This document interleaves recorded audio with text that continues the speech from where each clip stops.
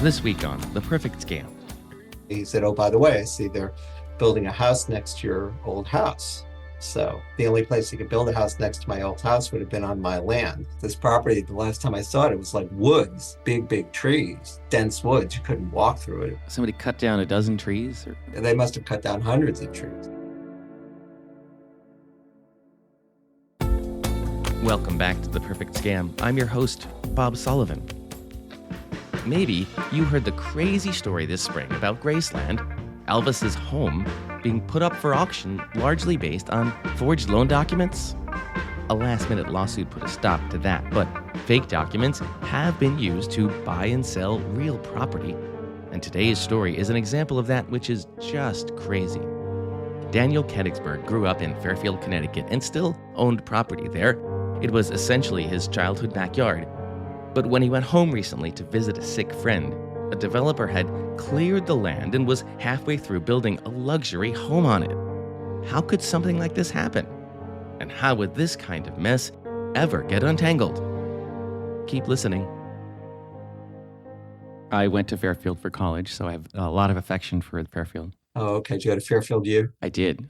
Well, when I was a child, I don't know if you know this about Fairfield U, but when I was a child, the New York Giants summer training camp was at Fairfield University. So you could just go over there as a child and see all the New York Giants like Frank Gifford and Y.A. Tittle and all of those. So obviously you went, right? Yeah, as a kid, sure. I think when people think of Fairfield now, they basically think of it's, kind of like Bronx North, right? It's a big part of the New York metropolitan area. But when you grew up, it wasn't quite like that, right? Towns like, say, Greenwich or Stamford or Darien, these, I think, were kind of like, bedroom communities of people who worked in New York City. There weren't that many people out as far as Fairfield, the town of Fairfield, that actually commuted to Manhattan every day.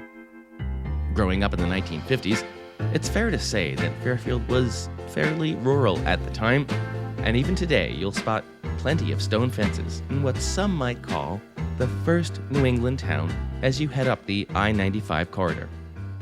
I actually moved into this home on my first birthday.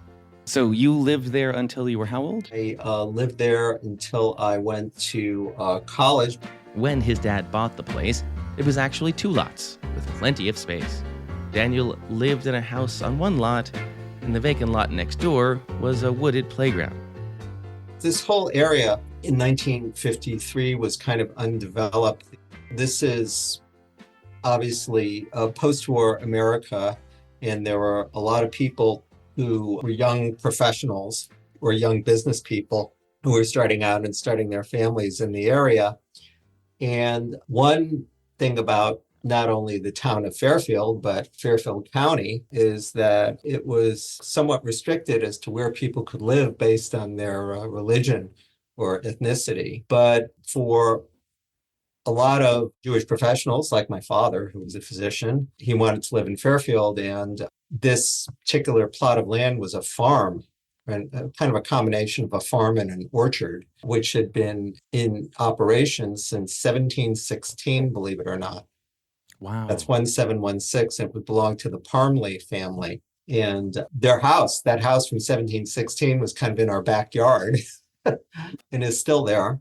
And the Parmleys were selling their land in the early 1950s to real estate developers. And so here was a totally new neighborhood that was going to arise. And so most of the people who were buying and building houses there were kind of Jewish professionals, be they, physicians or, again, business people, or there were some people on my block who were engineers.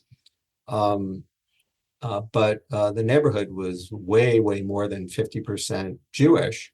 That's kind of the sociology of it, because there were, there are other neighborhoods in Fairfield, Connecticut that wouldn't sell you a house. It affected why they bought in that part of Fairfield. And it also, I think, led to, a lot of cohesion in that neighborhood, because the majority of the fathers had served in the Second World War. I was actually just thinking about this because it's almost June 6th, which is D-Day. And my father went over on the third day of D-Day. And, but that was pretty typical. Almost all the fathers were veterans of the Second World War. and they were all having children at about the same time. So I had this big cohort of children, and many of us were also, going to the same synagogues and, obviously grammar schools. And so there was a lot of cohesion in this neighborhood. And indeed, a lot of people I grew up with still kind of live around there. So it should be clear why that property means so much to Daniel. Running around the neighborhood, going in and out of other people's houses, everybody, the dogs not being on leash. If you had a pet, the pet would be running all over the neighborhood with the children. And yeah, it was very idyllic. Of course. It's not just a piece of land, right? Yeah, it's funny. I mean, this has really come kind of roaring back because, I've just also had my 50th college reunion, and it's kind of strange to me that it's been much more emotional for me to see people that I was with when I was, say, between the ages of 5 and 10 than to see people I was with between the ages of 18 and 22. It's a very different relationship. I mean, your friends who, when you're 5 and 6, that's your whole life. Yeah. Daniel now lives on Long Island, where he enjoys a really successful medical career. Long Island isn't far from Fairfield as the crow flies, or as the ferry sails, but it's a world apart in the New York metro area. The family finally sold their childhood home a few years ago when Daniel's brother died. But Daniel decided to hold on to the vacant woodland next door. He planned to give the land to his children someday, so he pays his property taxes on the land once a year, but otherwise doesn't think much about it until an old childhood friend calls one day. The call is about another childhood friend also in the neighborhood who was in hospice. So this is a friend who, had advanced cancer, and he thought I might want to know that. I might want to say goodbye to him. And so in informing me about this, he just said, he's somebody who still lives locally. He said, oh, by the way, I see they're building a house next to your old house. So the only place he could build a house next to my old house would have been on my land. They're building a house next to your old house? How could that possibly be? Daniel hasn't sold the land. There must be some mistake, a big one. But Daniel is fairly certain it's not his friend making the mistake. So this friend says they're building a house on what you know to be your land. Do you think he's got to be mistaken, doesn't remember where I was? What do you think? Oh, no, he's a reliable person, and this is our neighborhood, and there's only one lot where anybody could ever build a house. And so I believed it. Yeah, I cannot imagine someone saying, that land you have, there's a house going up on it. What is that like? Well, it's surprising. Daniel has to go see this for himself. And he doesn't have to wait long. Do you rush to the property to go see it? When was the first time you saw the property in its developed place? Well, it was actually the same day because I remember it was a Wednesday, and it turns out the hospice is only, it's maybe a quarter of a mile from my house. And there's a ferry that runs across Long Island Sound from Port Jefferson, which is near here, to Bridgeport, which is next to Fairfield. So when I got done with work that day, I took the ferry to Connecticut, and I went to hospice to see my friend. And then I went around the corner to see this, this house under construction. And what was that like? Well, it's a little shocking to see it in reality. Daniel, a doctor, has a bit of a gift for understatement, even in the face of very bad news. But he's shocked, particularly by what's happened to that beautiful wooded lot from his childhood. This property, the last time I saw it was like woods, big trees, dense woods. You couldn't walk through it. It was really dense woods, and it was completely scorched earth. They completely tore it down. Somebody cut down a dozen trees? No, not a dozen trees. They must have cut down hundreds of trees. Because my God. If you can imagine, it's a half an acre of growth that in 1953 was kind of like a field, but in that part of the country, it just grows into woods. So in 50 years, you can grow well, it's more than 50 years, 70 years, you can grow woods. And so that's what it is. It was. Wow. And, Yeah. and they didn't try to save any, it's not like they tried to like save some of these trees for, the property, the landscaping. They just did scorched earth. You had spent your childhood playing in these trees, right? Well, actually, when I was a young child, it was really more like a field, with high grass and small trees. There, on one edge of it, there was still an apple tree left over from when it was an orchard. It still had apples on it, and I had a tree fort in that tree. But You had a tree fort in the apple tree. yeah, It's jaw-dropping to see a home being built where his old tree fort was, on land he owns. And remember, Daniel has a lot to digest that day. I just want to make sure people understand this is a hard day for you. You went to go visit your friend to say goodbye to a childhood friend. Yeah. Then you see this. That's a lot to deal with in one afternoon. yeah, it is. Although, again, I'm a physician, so there's a lot of emotion involved in what I do day to day. So. Daniel takes the ferry back to Long Island that night, and he's already started to make a plan.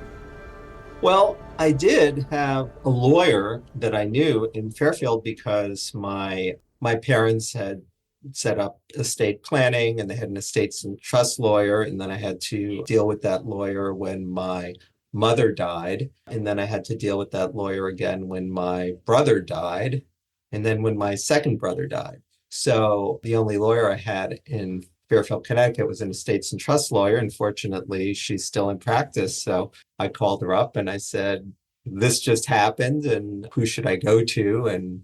And she actually, I must say, it's quite remarkable. Within an hour or two, she had figured the whole thing out by just, Wow. just kind of calling other lawyers and looking at some town records, and got back to me with pretty much what happened. And what did she say? Well, she said that a lawyer had done a power of attorney, not on my behalf, but not on my behalf, and had sold this land to a builder. And the builder was building a house, thinking that I had sold the land. Someone pretended to be you and sold the property. Right. Somehow, a criminal faked his identity and persuaded a real estate agent and a developer, and who knows who else, that the land was for sale, and closed the sale and got the money, and the developer got the necessary permits and raised all the trees on the land. So, the fight begins. I'm guessing there were lots of conversations between lawyers and builders. Yeah, well, we hired lawyers and we had to basically, I'm forgetting what the term is, but you have to, contest the title to this property. So that was done. And then, to stop the construction, then you have to establish that this is really my land, and that whatever is going on my land is a matter of trespassing. I must say the builder didn't really have any means to kind of contest that, because it was what it was. And stopped construction pretty Yeah. quickly, right? Yeah. So within a week, within a month, how quickly was Oh, within a construction week. stopped? Okay. Yeah. The fake seller apparently used a fraudulent passport to convince everyone in the process he had the right to sell the land, and the price was well below market value, a price the builder was willing to pay. One of the interesting, for lack of better words, or outrageous things about this is that since one of my brothers died, up until 2009, this land was owned 50-50 between my brother Bernie and me. And then when my brother Bernie died, it became 100% owned by me. So since 2009, the tax bill would come to me, and I live in the same address now that I lived in 2009. And so every June, I get a tax bill from the town of Fairfield, and I just paid the property tax, and, didn't think about it very much. Like I could pay it, quarterly, but I would just pay the whole year at once a year. I guess because, I'm the sole owner of that land and I'm pretty easy to find, every year or so, once or twice a year, I get a call or a letter from somebody saying, do you want to sell your land? the answer was no. But people were finding me. If you had just gone to town hall and said, who owns this property, it would be my name and my address. So really easy to find me. So the fact that the people involved in these transactions never did that it's really quite unbelievable. But that's, I guess, what happened. So, Daniel has fairly easily established ownership and asserted his rights. But now he has to, somehow, figure out how the heck to undo all that damage. So the immediate bleeding has been stopped, I suppose you might say. Mhm. But as you start to figure out, okay, how do we make this right? How do you put back 70 years worth of tree growth? Well, you have a basic question, which is, what is the outcome that you want? Is the outcome that at this point in time, you'd just like to sell this land, which you aren't using, except for maybe emotional purposes? Or do you want the house torn down and do you want the land restored? And, our position was, I wasn't selling this land. I had refused several offers to sell this land. And so you can, tear down the house and restore the land. And that was the basis of the lawsuit that was filed. And restoring the land, I'm guessing, meant planting a whole bunch of saplings, doing some other things to Right. at least approximate what it was, right? Right. And that would be something that would have to be monitored over a period of years because, that was a lawsuit. In the end, there is no reasonable way to set things back the way they were. Months go by. Local news is fascinated by the story, which seems to have no happy ending possible. So eventually Daniel agrees to the best solution he can find. I mean, if I wanted to go through several years of, litigation in federal court, there's probably no doubt that I could still own this property, and then I guess I should jump ahead to tell you that this ultimately has resulted in a settlement, and the terms of the settlement are confidential. So I'm not allowed to disclose any of that. And there's also part of the settlement, which is non-disparagement. So I'm not supposed to say anything bad about anybody. Am I allowed to ask? You don't own the property though, right? I no longer own the property. I'm sure you're glad to have this behind you in some form, but also this sounds like it's a little bittersweet. Well, it's what's known as a forced sale. What is a forced sale? Well, if you're going to make a settlement with all the parties involved, you have to give up the property that you didn't want to sell to begin with. I think the best example might be something like, say, eminent domain. Like, say they want to build a highway through your property. They can't build that highway unless it goes exactly through your property. And even though you don't want to sell your property, at some point, government can force you to do that because they have what's known as eminent domain. So that's forced sale. Daniel is trying his best to be philosophical about it all, but I can't help but wonder, as listening to you, did anyone help you along the way? Was there a city official who came out and said, "Oh, I can't believe this happened," or a neighbor who said, what can I do? I mean, did you get help from anybody as you were figuring this out? Well, that's another part of the story, which I think is somewhat important to your audience. Okay, I think the two take-home messages are, number one, even though you have a lot of people who have licenses who are supposed to know what they're doing and they're supposed to do a certain amount of care and due diligence, be they real estate brokers, be they lawyers, be they title companies, okay, that may not happen. And then the second part of this is that if this happens, is the town concerned? Is law enforcement concerned? I'd say the answer is no. I mean, it's not that I want vengeance or I have a vendetta towards this fraudster, wherever this person is in the world, who said they were me and got a lot of money for my land that they didn't own. But if this isn't solved by law enforcement, then why isn't this person going to do it again and again, right? Of course. The fact that somebody would get permits, pile up a bunch of wood, start construction on a piece of property without double checking is otherworldly in my head. That's just not even, well, they didn't even single check. I I don't didn't know mean if to that's a laugh, but phrase, yeah. but Oh, you just made one. It's a great they just phrase. plain didn't check. Yeah, yeah. Just imagine that hundreds of thousands of dollars are wired from this builder who is buying the property to some fraudster who is selling the property. Why can't law enforcement track down where the money went Hmm. and get to the person who received that money? Okay, to my You're, knowledge, this has not been done. And this is $330,000. Do I have that right? yeah, it was actually, I don't know, it was $350,000. I think a small Hmm. portion of it was held back for some reason, Hmm. but somewhere in the $300,000 range of money is, goes from one bank to another bank. Well, at the other bank, somebody's on the receiving end of that money. Who is it? Okay. I mean, wouldn't that be the suspect? Right? I mean, I'm Mhm. not all I know about law enforcement is what I see on, television and movies, but isn't that how it works? And again, if somebody gets away with it, they're just going to do it again and again. In fact, the person who lives next door in the actual house that I grew up in is actually the person who bought that house from my brother lived in that house when he died.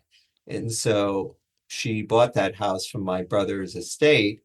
And although I've actually never physically met this person, I've had this kind of virtual relationship with her since I think 2011 when she bought the house. If she reads something, in the local paper that pertains to me, she sends me an email. Or at one point, a tree fell off my property into a neighbor's property, and she relayed that to me so I could let him, chop down the tree. And she wanted to put like no dumping signs on the property. Anyway, I've been in regular touch with the person who lives right next door, so that's somebody else who would have been easy to say, oh, Dan, here's his email, here's his phone number. So it's not that I'm not hard to find. And yet, the system let him down. I think that, we exist in a very mature society where we don't think that something like that could ever happen because all of these layers of, government and, bureaucracy that would prevent something like this happening. In other words, if you're going to develop land, you're going to have to prove that you own the land. You're going to have a deed. Presumably, the town or city where that property is going to have to be complicit with that. There have to be, whenever transactions occur, there are usually like lawyers involved and real estate agents involved, and all of those people are Fees and supposed permits, to, right? I mean, yeah. they're supposed to confirm that what they're dealing with is in fact eligible to be, I don't know, for lack of a better word, manipulated. Okay. It's kind of, I didn't doubt that it happened, but it was like amazing to me. How could this have happened? Still, Daniel maintains an admirable detachment from the madness of this situation. Fortunately, it wasn't something that was going to, threaten my health or threaten my family or threaten my career. It was just something, very odd and rather big and very interesting to me. You have a certain aura of detachment about it, which is I appreciate. Yeah, I mean, on the one hand, it's something that I do have an emotional connection to. If I drive up Skytop Drive in Fairfield, Connecticut, there's all kind of impulses that go through me. But on the other hand, the mechanics of this are really pretty interesting. Yeah, it's sure interesting is one word. I bet you've used a few other words along the way for it. Yeah. And I know this is sort of an impossible question, but okay, so you are talking to that listener right now. Is there anything that listener should be doing? I don't think you can assume that something like this won't happen. I think that you probably need somebody to check on what you own from time to time and make sure nothing's happening to it. We started out talking about Fairfield as a very small village where everybody knew everybody. Everybody's dogs played in each other's yards. And so something like this couldn't happen in that world. But in the modern world where all this stuff happens automatically, I think we're much more vulnerable to this kind of thing. What do you think? Well, I certainly think now that we have not just a lot more virtual interactions with each other, but even now where you can have like deep fakes and AI, yeah, I think something like this can only get worse. But on basic things like, say, the ownership of land, there are documents and places where these documents reside. I think the maybe the thing we're really going to have to worry about someday is our own personal identity. I mean, are we all going to have to get like retina scans or Mm. or some sort of biomorphic proof of who we are? I don't know. Hmm. But it's an important issue for living in a society. It's an important issue for governing a society, but hopefully smart people can figure out how to do it. Land rights are pretty fundamental to the order of things here. Mhm. So if it's this fragile, that's pretty alarming. Yeah. People are going to want to know, and whatever you can say, given your non-disparagement clause, how do you feel about this today? How are you about this? I must admit that even though I haven't lived there since I went to college, I've always been kind of a chauvinist about the state of Connecticut. It's, I think maybe the most highly educated state in the country, certainly one of them. Fairfield County is one of the wealthiest, most educated counties in the country. I've always thought that this is a very kind of a developed part of the United States. People I know there who are professionals, people who practice medicine there tend to be, very good doctors. I think the legal system there, in my experience, has worked like pretty darn well. And, this is kind of disillusioned because there have been a whole bunch of people who, in this whole chain of events, kind of fell down on the job. So it's kind of disillusioned me about my home state. But, again, it's not the fault of Connecticut. It's probably something that's much more endemic in our greater society. But I could see this being really troubling because if I were you, my brain would be searching to other places in my life where a system I assumed would protect me won't protect me. And what could that mean? Well, you can Sort of like- get to a pretty dark place. That's why Daniel is anxious to talk about what happened to him. He wants this problem to be solved, so no one else has to go through what he did. No, really, as I've thought about it, it's really those two things. Number one, that this can happen. Number two, I think it's the responsibility of government and specifically law enforcement to make sure that this doesn't happen. And if it does happen, to prevent it from happening again. Hopefully some good comes out of you sharing your story. Maybe the right person hears it and decides to fix this problem. Think identity theft won't happen to you? Think again. There's a new victim every 3 seconds in the US, over 15 million this year alone. LifeLock alerts you to identity threats you could miss even when you monitor your credit. If you become a victim of a stolen identity, your US-based restoration specialist will work to fix it. Join now. AARP members save up to 44% with promo code AARPLL13 at lifelock.com or call LifeLock at 844-506-4200. AARP receives a royalty fee for the use of its intellectual property. These fees are used for the general purposes of AARP. Imagine your childhood property sold, a home built on it without your knowledge. I know Daniel's story sounds crazy, but fraud around home and property sales like this isn't all that unusual. We've covered something often called mortgage wire fraud on The Perfect Scam before, in which criminals impersonate people involved in real estate transactions and redirect wire payments so they can steal the money. According to one survey, fully half of realtors report someone has tried to impersonate them. So, to talk about all these kinds of frauds and how to protect yourself, we have Diane Tom on the podcast again today. She is the CEO of the American Land Title Association.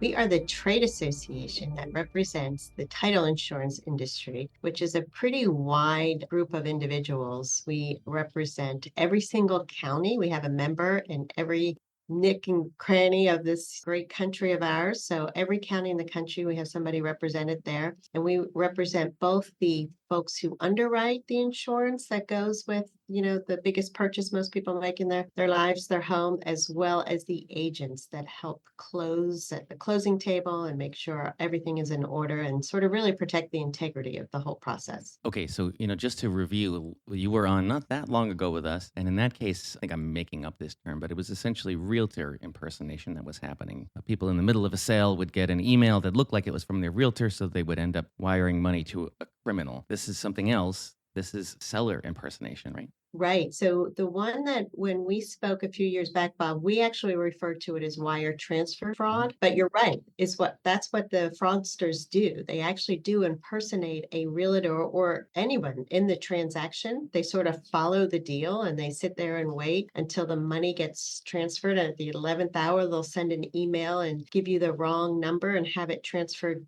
somewhere offshore or to another country where they can access it. So, and that is something that has continued to increase because of technology and others, wire transfer fraud. But we're seeing even additional types of fraud, which is what we're talking about today, which is the seller impersonation. So, wire transfer fraud is still happening. In fact, it happened to a friend of one of my family members recently. The news isn't all bad, though. The good news is today people are more aware of Mhm. it because when we spoke 3 years ago during the pandemic, people were just starting to use technology more in this capacity. But now, folks know what to look for most times. But to your point, sometimes it happens late on a Friday. They time these things when that money's gone, but we're able to recover. And it's on the rise. It's as bad as it was then. Is it not as bad as it was then? It's continuing, but we're able to recover the money quicker and people are more aware of it. But it's Okay. still something folks need to be looking for. But impersonating a seller and selling a property that's not really for sale, well, that's not as common, but it is happening. As I mentioned at the beginning of this episode, it almost happened to Graceland. Diane explains. Graceland is, Elvis Presley's home, and it is a National Historic Landmark. And when Lisa Marie, who was Elvis Presley's daughter, passed away last year, she left the home to her daughter. And a fraudulent company said that Lisa Marie had used it as collateral for like a multi-million-dollar loan. And as a result, they were coming to sort of, come back and get paid that money that they are owed, that they were going to put the house up for auction. And luckily, the granddaughter, who now owns the home, was able to sort of get a judge to put a stop to it so they could recapture the actual home. So it did not move forward. But there's so many things that were unusual about that particular situation, but mostly the fraudsters tend to stay away from those sort of high profile ones like that because it's, obviously it's going to draw attention and, there people who understand how it works will be more likely to ask more questions. And that's what happened in this case. But it is, for us, it helps us sort of get it on people's radar screen that this is really happening out there and you really need to be aware of it. So Graceland was saved only days before it was put up for auction, which seems incredible to me. Obviously, that was a high profile sale, so that helped. Not so with Daniel's fraudulent sale or with others. And when we say seller impersonation, that means a person pretends they have a piece of property to sell. And in my head, that seems utterly impossible. How can this be?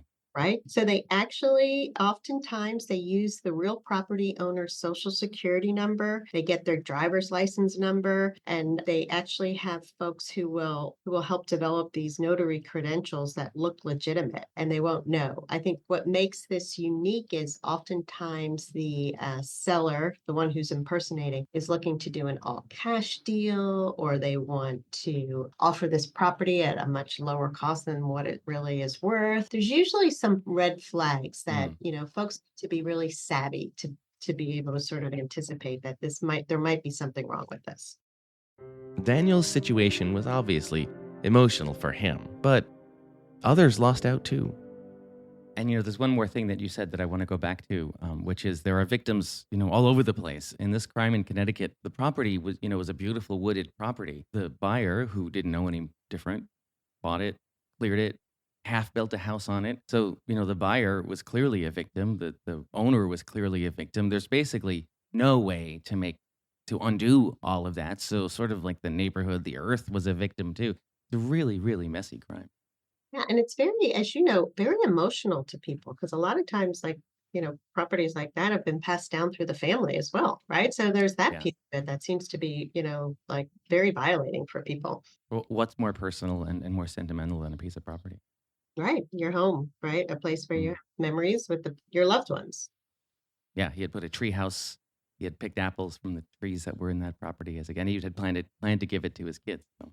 Right. Yeah. No. And we hear these stories, and again, like the wire fraud, that we talked about before, these are people's, that down payment is like their life savings, right? And this is Hmm. the biggest purchase they're ever going to make. And sometimes that's just gone quickly. Okay, so I'm guessing that it's really typical that these pieces of property have no mortgage on them, so there's not a bank to sort of interfere with the criminal's proceedings, right? In some cases, yes, but not always. In Mm. some cases that does exist. And like I said, if they've got they've been able to get the real property owner social security number and driver's license number, and those types of things, they can get away with this. What are the red flags that a crime like this might be happening? As I said, one of the things we like to say in our business, from romance to real estate, if it sounds too good to be true, it probably is. And that's something I think we need to apply to all aspects of our life, right? But when it comes to this particular type of fraud that we're seeing a lot of, if a property is vacant or occupied by someone other than the owner, it's an investment property, vacation or rental. They're the ones that the fraudsters tend to sort of focus on. Today, particularly, certain types of properties have a lot of equity in them, and that's what they're looking to sort of prey on. And a lot of times there are folks, this audience is more likely because they tend to have, maybe one or more property that they don't always see regularly or check in on. As I mentioned before, the property is for sale or sold below market value. The seller wants a quick sale, usually in less than 3 weeks, and they don't want to negotiate on the fees. They're looking for a cash buyer. And this one is, in today's world, it doesn't seem as odd, but it's really, really important. Oftentimes, they'll only communicate by phone or email, and they don't want to meet via video call or definitely not in person. Well, that's interesting. So, requiring a video call, well, I'm sure not perfect, is a protection. Yeah, absolutely. And, today we also encourage people to look them up on social media, to see if Mm. they're legit. Because most folks who are selling property or, are working with a realtor would be, represented in that way. Have some kind of footprint out there in the world. Correct. As a property owner, it's also worth getting to know a little bit more about your county, which is probably the part of government that maintains property records where you live. As you know, real estate is local, right? So everywhere we go, we have to make sure one of the most important pieces of the whole process is the records, the county records of the actual property. And that's a piece of what the title insurance agent needs to do to be able to make a successful transfer of property. I'm going to stick up for regular people here who do this, maybe only once in their lives or a couple of times in their life.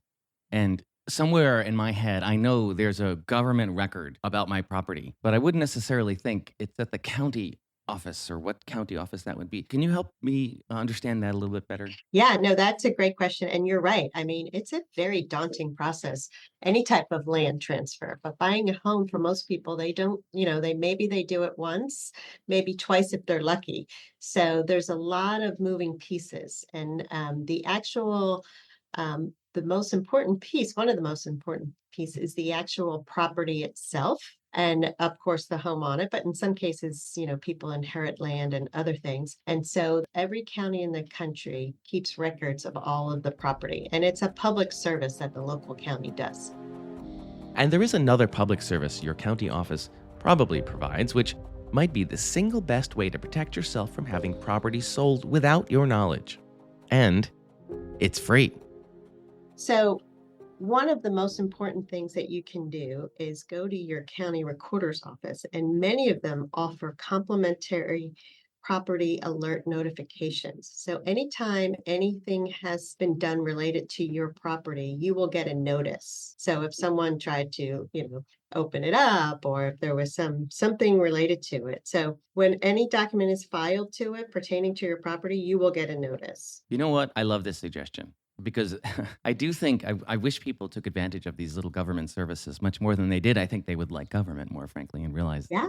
it actually serves a purpose. So you can call your county would it normally be the county recorder's office? It would be the county recorder's office. And I can tell you, one of my colleagues here told me about it a couple of years back. And so every month I get a little update that says, everything's fine, nothing has been done. So every county has a different approach how they do it, but it's free. You get, monthly updates, and it's worth, everybody's time and effort, particularly again, because if it's not the home you live in, it's a very large asset that you want to make sure that you're protecting. That makes a ton of sense to me. Great. I love giving people specifics, that actions they Yeah. can take to help themselves. And on the other side, if you're someone who might be buying property, there are things you can do also. First and foremost, always ask questions, right? If any part of the process seems out of the ordinary, and to your point, anybody in the transaction should know that, right? Ask the real estate agent if they have a personal or verified knowledge of the seller's identity, like if the seller doesn't want to be seen. What else can consumers do? Yeah, well, I think always make sure you're, aware of what's going on in your properties and what's happening. And in this case, as you know, there's really two victims, right? There's the unsuspecting buyer, like they're assuming the property, Sure. right? Why wouldn't they? And then there's the actual legitimate property owner. And, making sure that the emails, texts that are coming through and all of those things that they're really legit. And I think there's always, that trust your instinct. I think as humans, we talked about that part earlier. If something seems off, it probably is off, and doing something about it. And I think one of the most important things, if you do become a victim, is not to wait. Like the quicker you move, the better, because they're Mhm. more likely to track down, again, because most of these financial institutions are aware, they can't do anything until the transaction actually happens. But now that they're aware and they're looking for these types of fraud, that their things can be stopped, but only if you move quickly. Government agencies or companies involved in real estate transactions, should they be doing anything else? Yeah, I think the most important thing that we're all trying to do, I know we try to do it, and we work very closely with, the federal level, the Consumer Federal Protection Board and others, is educate folks and make people be just really good, informed consumers. We have a bunch of one-pagers that we put together that will combat this and give people sort of like a one-pager of what to look for. We work very closely with organizations like AARP and the National Center for Law Center and other third-party groups that can educate individuals and to know what's happening out there and prevent it. That's the most important thing. But, then there's the back end of it, right? Once it happens, make sure you contact your local and state law enforcement. Also, the FBI gets involved, and the state attorney generals are the ones that we're also working with at that level to make them aware of these, so they can put out alerts to make sure that folks are looking for these types of things. So there's lots of different layers to this, but it's really important that we all work together to sort of identify them. And I think in our case, our members tend to be on the front line because they start to see this stuff first, and that they start to work really closely with the state and local officials to make them aware of it. So that's something that we take on as sort of an additional role, but obviously it's something that needs to be done. And since we have access to that information, that's something that we do. I know technology has helped in a lot of ways. It's made, my most recent closing, which was maybe 10 years ago, was way easier than the one 25 years ago. So that part's good. But technology has also opened a lot of these doors for criminals, right? Yeah, it did. We're working really hard even with the federal government, others, to do things like when you transfer money, that there's no intermediaries involved. So it's like a quick, so to your point, and the pandemic did accelerate a lot of that, being able Mm. to have these transactions done in a way where there's real time. So there's no, you don't have to go through the bank, right? And so then you don't worry about this fraud, it will bring the fraudsters opportunity to get involved to make it less and less likely. So there are all kinds of things that we're moving forward. It's just not quick enough. And what we see of these fraudsters just tend to be two steps ahead, right? Once, we catch up to them in one area, they're moving on to some other area. Once we catch up to the criminals, they're already moving on to some other area. Well, we here at The Perfect Scam will be right there with them. One last thing, if you want to learn more about this kind of property crime, you can visit the American Land Title Association website at alta.org. That's ALTA.org. For The Perfect Scam, I'm Bob Sullivan.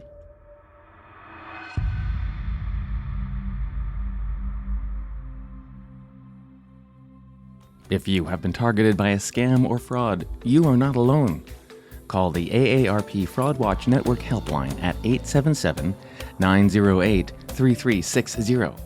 Their trained fraud specialists can provide you with free support and guidance on what to do next. Our email address at The Perfect Scam is theperfectscampodcast@aarp.org, and we want to hear from you. If you've been the victim of a scam or you know someone who has, and you'd like us to tell their story, write to us. That address again is The Perfect Scam Podcast at aarp.org. Thank you to our team of Scam Busters, Associate Producer Annalee Embry, Researcher Becky Dodson, Executive Producer Julie Getz, and our audio engineer and sound designer Julio Gonzalez. Be sure to find us on Apple Podcasts, Spotify, or wherever you listen to podcasts. For AARP's The Perfect Scam, I'm Bob Sullivan.